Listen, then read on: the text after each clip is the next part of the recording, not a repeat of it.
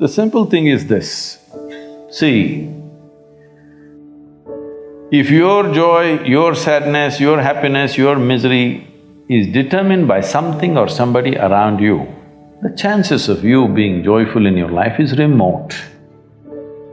For every one of you, your life is precious, isn't it? It's a precious life. If something is precious, where do you want to invest this life? Into what do you want to invest this precious life? If this is a worthless life, throw it somewhere. If this is a precious life, what do you want to invest this life into? If you look at it this way, you will find something truly worthwhile to do. If you think in terms of how to earn a living, how to get this kind of thing, that kind of thing, then you will do something silly that you will regret for the rest of your life. Most people are a regret. That's why they're going around joylessly, because they're not doing what they want to do. They are not creating what really matters to them. They're doing something for a living. Earning a living is not a big deal for a human being. Every creature, every worm, insect, bird, animal is earning their living, isn't it so? With such a big brain, what is the big deal about earning a living? See, your ability to do things is not because you want to do things. I want to do something is my desire. Desire is just an intention. An intention won't make things happen. An intention will only set direction. Still you have to make the journey. We become too goal-oriented. Goal-oriented means we are interested in the consequence, but we are not interested in the process. Process is an end in itself. If you are absolutely devoted to the process, something will come out. But now we are interested in the consequence, not in the process. This goal-orientedness, I want to get there, I want to get there. No, I want to win the race. See, if you treat life as a race, if you have to win it, you have to get to the finish line soon. You want to? If you get to the finish line ahead of all these people, you won the race.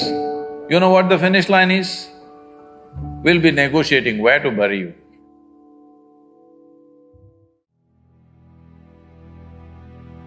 If you go outside in the garden and try to catch an ant who is born here, who's grown up here and probably he'll die here,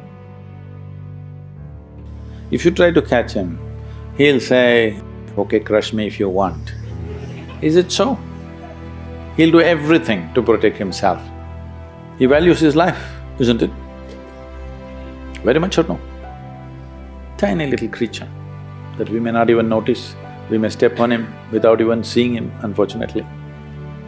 But he values his life immensely. Does he or no? He's got spark. But you, a human being,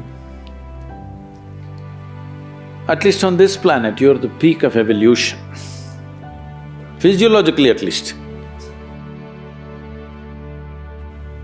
What the most evolved creature on the planet means is, it has the most complex neurological system and it has the highest level of cerebral capability. That means you can think, you can remember, you have memory. You have a very vivid sense of memory and a fantastic sense of imagination. An ant doesn't have such a vivid sense of memory, nor does he have any great imagination. He has some. But he has a presence of mind about the life that he is living. Because the education systems that you're going through right from kindergarten level is such that it is about everything except you. Somebody is PhD in tourism, somebody is PhD in biotechnology, somebody is PhD in something. Nothing about this. How does this function? There is no attention at all. A human being exists in three times. He lives because of the richness of his memory. The present experience is important, and how vivid is your imagination for tomorrow is very important. Right now the problem is, these things have all gotten mixed up because discipline of faculty has simply not come. If you're postponing something, you're obviously doing something that you don't want to do. If there is something that you really want to do, will you postpone it or prepone it? Do you see somebody is waiting for someone they badly want to see?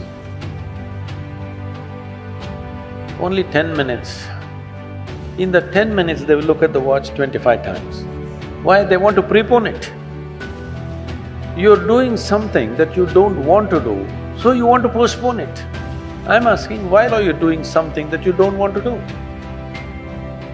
No, because if I do this, I will get that, I will get that. That's not the point. It doesn't matter what is your level of intelligence, what is your level of capability, introvert, extrovert, this, that, doesn't matter. Do you have the courage and commitment to make the possibility into your reality? That's all the questions. What is it that you're going to create?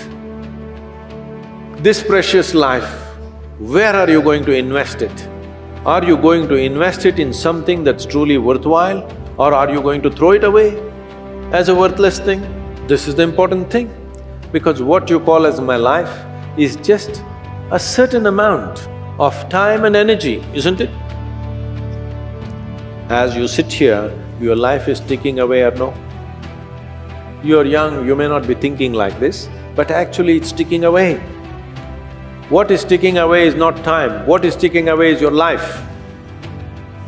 So this energy that you call as my life, how are you going to invest it? Because if you're doing something truly worthwhile, it gets over before you know what happened. Only if you're doing something worthless, it feels like a long life.